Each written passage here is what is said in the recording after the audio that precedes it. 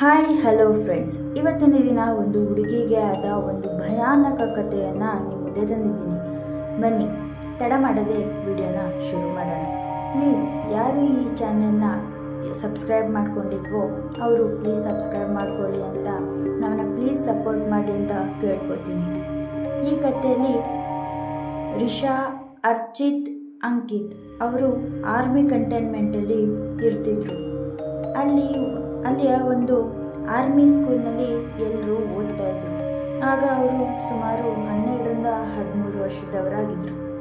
ಅಲ್ಲಿ ಒಂದು ಮೈದಾನವಿತ್ತು, ಅದರ ಹಿಂದೆ ಒಂದು ತುಂಬ ದೊಡ್ಡದಾದ ಅರಣ್ಯವಿತ್ತು. ಆ ಕಾಡಿನಲ್ಲಿ ಮಕ್ಕಳು ಅಲೌ ಇರಲಿಲ್ಲ. ಅಲ್ಲಿ ಹುಲಿ, ಸಿಂಹ ಮತ್ತು ಇತರ ಕಾಡಿನ ಪ್ರಾಣಿಗಳಿದ್ದವು ಮತ್ತು ಅಲ್ಲಿ ಒಂದು ಭೂತವಿತ್ತು ಅಂತ ಹೇಳ್ತಾ ಇದ್ರು. ಆಗ ಒಂದು ಸಂಜೆ ಅವರು ಅವರ ತಂದೆ ತಾಯಿಗೆ ಹೇಳದೆ ಆ ಕಾಡಿನ ಹತ್ತಿರ ಹೋಗ್ತಾರೆ. ಅವರು ಬರೀ ಪ್ರಾಣಿಗಳಿವೆ ಅಂತ ಅವರು ಆ ಕಾಡಿನ ಹತ್ತಿರ ಹೋಗ್ತಿರ್ತಾರೆ. ನಿಧಾನವಾಗಿ ರಾತ್ರಿ ಆಗ್ತಾ ಇತ್ತು.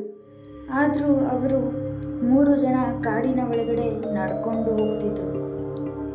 ರಿಷಾಗೆ ಮೊದಲಿನಿಂದಲೂ ಕಾಡು ಅಂದರೆ ಭಯ ಆಗ್ತಾ ಇತ್ತು. ಅದಕ್ಕೆ ಅವಳು ವಾಪಸ್ ಮನೆಗೆ ಹೋಗಲು ಮಾತನಾಡ್ತಿರ್ತಾಳೆ. ಅವಳು ಅವರ ಫ್ರೆಂಡ್ಸ್ನ ಜೊತೆ ಮಾತಾಡ್ತಿದ್ಲು. ಆಗ ಅವರಿಗೆ ಒಂದು ಹುಲಿಯ ಸೌಂಡು ಕೇಳಿಸುತ್ತೆ. ಎಲ್ರಿಗೂ ತುಂಬ ಭಯ ಆಗುತ್ತೆ. ರಿಷಾ ತುಂಬ ಭಯದಲ್ಲಿ ಹಿಂದೆ ತಿರುಗ್ತಾಳೆ. ಆಗ ಅಲ್ಲಿ ಹುಲಿಯಂತೂ ಇರಲಿಲ್ಲ, ಆದರೆ ಅವರ ಮುಂದೆ ಒಬ್ಬಳು ಮುದುಕಿ ಇದ್ಲು.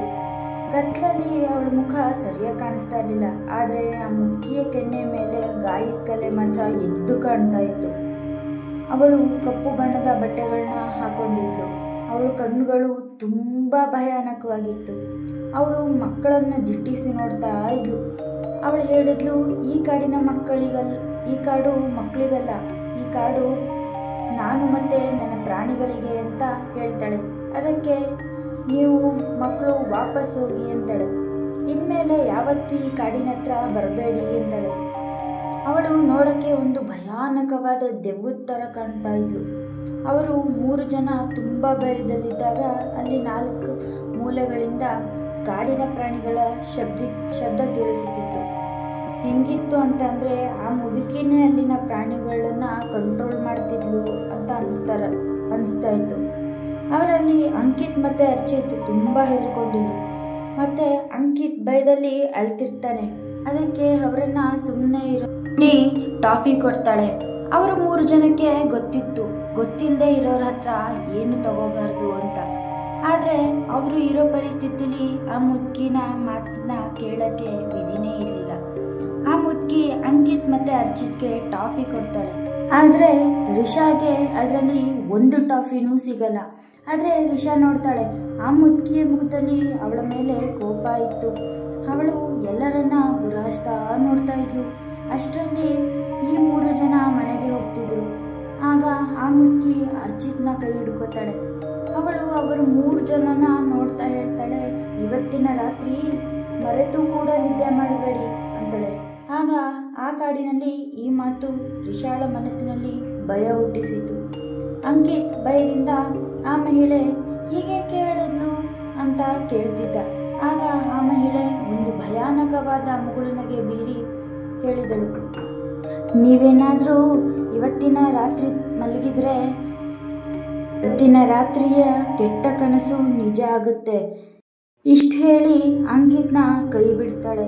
ಆಗ ಆ 3 ಜನ ಹುಚ್ಚರಂತೆ ಅಲ್ಲಿಂದ ಓಡೋಗ್ತಾರೆ. ಓಡ್ತಿದ್ದ ರಿಷಾಗೆ ಅವರ ಹಿಂದೆ ಪ್ರಾಣಿಗಳು ಬರೋ ಹಾಗೆ ಅನ್ನಿಸ್ತಾ ಇರುತ್ತೆ. ಅದ್ರ ಶಬ್ದ ಕೂಡ ಕೇಳಿಸ್ತಾ ಇರುತ್ತೆ. ಹೇಗಿತ್ತು ಅಂತ ಅಂದರೆ ಆ ಮಹಿಳೆ ಆ ಕಾಡಿನ ಪ್ರಾಣಿಗಳ ಅವರ ಹಿಂದೆ ಬರೋ ಥರ ಸೌಂಡ್ ಕೇಳಿಸ್ತಾ ಇತ್ತು. ರಿಷಾ ಅವಳ ಬೇಗ ಮನೆಗೆ ಹೋಗಬೇಕು ಅಂತ ಅನ್ಕೋತಿರ್ತಾಳೆ. ಅವರು ಎಲ್ಲರೂ ತಮ್ಮ ಮನೆಗಳಿಗೆ ತಲುಪಿದ್ರು. ಅವರೆಲ್ಲ ಆ ಕಾಡಲ್ಲಿ ನಡೆದಿದ್ದು ಒಂದು ತಪ್ಪು ಅಂತ ಅಂದ್ಕೊಂಡು ಮರ್ತೋಗ್ತಾರೆ. ರಿಷಾಗೆ ನೆಕ್ಸ್ಟ್ ಡೇ ಎಕ್ಸಾಮ್ ಇರೋದ್ರಿಂದ ಅವಳು ಮಲ್ಕೋತಾಳೆ. ಆದರೆ ಆ ಮುದುಕಿಯ ಕೈಗಳು ಬೆರಳುಗಳಲ್ಲಿ ಉದ್ದವಾದ ಉಗುರು ಮತ್ತು ಅವಳ ಕೆನ್ನೆಯ ಗಾಯಗಳು ಅವಳಿಗೆ ತಲೆಯಿಂದ ಹೋಗ್ತಾನೇ ಇರಲಿಲ್ಲ.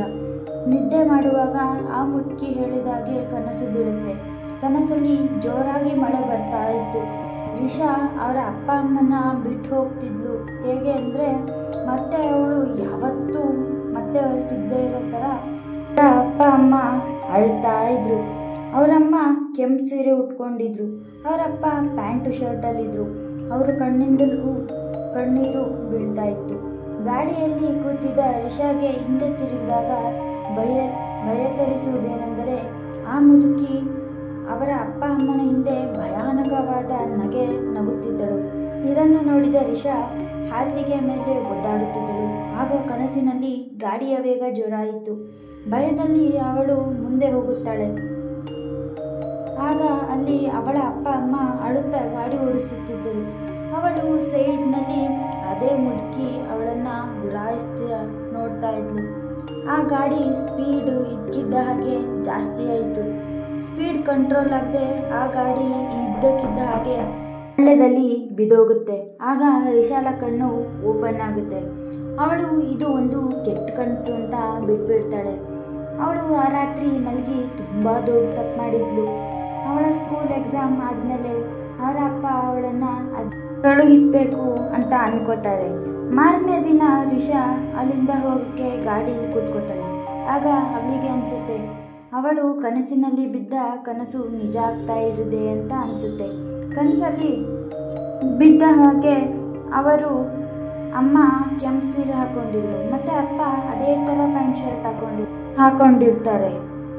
ಮತ್ತು ಅವರು ಸೇಮ್ ಅದೇ ಥರ ಅಳ್ತಾ ಇರ್ತಾರೆ. ಹೇಗೆ ಅಂದರೆ ಅವಳ ಕನಸಿನಲ್ಲಿ ಬಂದ ಥರ ಹೋಗುವಾಗ ರಿಷಾ ಹಿಂದೆ ತಿರುಗಿ ನೋಡಬೇಕು ಅಂತ ಅನ್ಕೋತಾಳೆ. ಆದರೆ ಅವಳಿಗೆ ಕೈಕಾಲು ತಣ್ಣಗಾಗ್ತಾ ಇರುತ್ತೆ. ಎಲ್ಲ ಅವಳ ಕನಸಿನಲ್ಲಿ ಬಿದ್ದ ಹಾಗೆ ಆಗ್ತಾ ಇರುತ್ತೆ. ಮತ್ತು ಅವರ ಅಪ್ಪ ಅಮ್ಮ ಹಿಂದೆ ಮುದುಕಿ ಇದ್ಲು. ಅವಳು ಕಾಡಿನಲ್ಲಿ ಸಿಕ್ಕ ಮುದುಕಿ ಅವಳಾಗಿದ್ಲು. ಮತ್ತು ಅವಳು ಅದೇ ಭಯಾನಕವಾಗಿ ನಗ್ತಾ ಇದ್ಲು. ಆಗ ರಿಷಾಳ ಗಾಡಿಯು ಸ್ಪೀಡ್ ಜಾಸ್ತಿ ಆಯಿತು. ಆದರೆ ಅವಳು ಆಗ ಯಾವ ಹಳ್ಳದಲ್ಲೂ ಬೀಳಲ್ಲ. ಮತ್ತು ಅದಾದ ಮೇಲೆ ಯಾವ ಘಟನೆಯೂ ನಡೆಯಲ್ಲ. 10 ದಿನ ಆದಮೇಲೆ ರಿಷಾಗೆ ಗೊತ್ತಾಗುತ್ತೆ ಅರ್ಚಿತ್ನ ಅಮ್ಮ ಒಂದು ಆಕ್ಸಿಡೆಂಟ್ನಲ್ಲಿ ಸತ್ತೋಗ್ತಾರೆ. ರಿಷಾಗೆ ಆಗ ಇದೆಲ್ಲ ತಿಳ್ಕೊಳ್ಳೋಕ್ಕೆ ಅವಳು ತುಂಬ ಚಿಕ್ಕವಳಾಗಿದ್ಲು. ಸಮಯ ಜೊತೆ ರಿಷಾ ಎಲ್ಲ ಮರೆತೋಗ್ತಾಳೆ. ಆದರೆ ಅವಳು ಕೆಲವು ವರ್ಷದ ನಂತರ ಅವಳು ಅವರ ಊರಿಗೆ ಬರ್ತಾಳೆ. ಅವಳು ಹಳೆಯ ಫ್ರೆಂಡ್ಸ್ ಜೊತೆಗೆ ಸಿಗ್ತಾಳೆ. ಅರ್ಚಿತ್ ಹೇಳ್ತಾನೆ, ಯಾವ ರಾತ್ರಿ ಆ ಕೆಟ್ಟ ಘಟನೆ ನಡೆದಿರುತ್ತೋ ಆ ದಿನ ನನಗೂ ಒಂದು ಕೆಟ್ಟ ಕನಸು ಬಿದ್ದಿರುತ್ತೆ. ಅರ್ಚಿತ್ ಕಾರಲ್ಲಿ ಆಕ್ಸಿಡೆಂಟಲ್ಲಿ ಅವರ ಅಮ್ಮ ಸಾಯೋದನ್ನ ನೋಡಿರ್ತಾನೆ. ಅದು 10 ದಿನ ಆದಮೇಲೆ ನಿಜ ಕೂಡ ಆಗುತ್ತೆ. ಆದರೆ ಅಂಕಿತ್ ಜೊತೆ ಈ ಥರ ಏನೂ ಆಗಿರಲಿಲ್ಲ. ಯಾಕಂದರೆ ಅಂಕಿತ್ ಆ ರಾತ್ರಿ ಮಲಗಿರಲಿಲ್ಲ. ರಿಷಾಗೆ ಸ್ವಲ್ಪ ಆಗ ಗೊತ್ತಾಗ್ತಾ ಇತ್ತು. ಏನೆಂದರೆ ಆ ಮುದುಕಿ ಆ ರಾತ್ರಿ ಮಲಗಬೇಡಿ ಅಂತ ಹೇಳಿರ್ತಾಳೆ. ರಿಷಾಳ ಭಯಾನಕ ಕನಸು ನಿಜವಾಗಿ ನಡೆಯಲಿಲ್ಲ. ಬಹುಶಃ ಆ ಮಹಿಳೆ ಕೊಟ್ಟ ಟಾಫಿ ತಿಂದಿರಲಿಲ್ಲ. ಅದಕ್ಕೆ ಅವಳಿಗೆ ಆಗ ಗೊತ್ತಾಗುತ್ತೆ ಇದೆಲ್ಲ ಭೂತ ಮಾಡಿರೋದು ಅಂತ. ಆ ದಿನದಿಂದ ಮುದುಕಿ ಮತ್ತೆ ಅವಳಿಗೆ ಕನಸಿನಲ್ಲಿ ಕಾಣ್ತಿದ್ಲು. ಈಗ ರಿಷಾ ಸುಮಾರು 20 ವರ್ಷದವಳಾಗಿದ್ದಾಳೆ. ಆದರೆ ಅವಳ ಕನಸಿನಲ್ಲಿ ಆ ಮುದುಕಿ ಬಂದಾಗಲೆಲ್ಲ ಅವಳ ಜೀವನದಲ್ಲಿ ಏನಾದರೂ ಕೆಟ್ಟದಾಗುತ್ತೆ. ರಿಷಾಗೆ ಈಗಲೂ ಆ ಮುದುಕಿಯ ಮಾಯೆ ಏನು ಅಂತ ಗೊತ್ತಾಗ್ತಾ ಇರಲಿಲ್ಲ. ಅವಳು ಯಾಕೆ ಹೀಗೆಲ್ಲ ಮಾಡಿದ್ಲು ಅಂತಲೂ ಗೊತ್ತಾಗಲಿಲ್ಲ. ಈ ಘಟನೆಯ ಕತೆ ನಿಮಗೆ ಇಷ್ಟ ಆದಲ್ಲಿ ಲೈಕ್ ಮಾಡಿ, ಶೇರ್ ಮಾಡಿ, ಸಬ್ಸ್ಕ್ರೈಬ್ ಮಾಡಿ ಅಂತ ಹೇಳ್ತಾ ಈ ವಿಡಿಯೋನ ಇಲ್ಲೇ ಎಂಡ್ ಮಾಡ್ತಾ ಇದ್ದೀನಿ. ವಿಡಿಯೋ ನೋಡಿದ್ದಕ್ಕೆ ಧನ್ಯವಾದಗಳು.